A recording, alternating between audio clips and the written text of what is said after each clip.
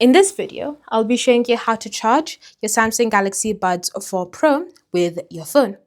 Now, if your phone does come with wireless charging, you can always just turn your phone around and then simply just place your buds on top or on the back of the phone like so and let them charge. However, alternatively, instead of doing all of that, you can simply grab a cable. Now, this cable does need to be ensure that it can go into your phone and into the buds. So, for example, you have a Type-C to Type-C cable. So now all you need to do is simply insert one end into your phone and then insert the other end into the back of the case, into the charging port, like so. And you should be able to see a red indicator light letting you know that the buds are now charging. When they're fully charged, the light should turn green, letting you know you've successfully charged your Galaxy Buds 4 Pro. Thanks for watching. If you have questions or comments, leave them down below, and I'll see you in the next video.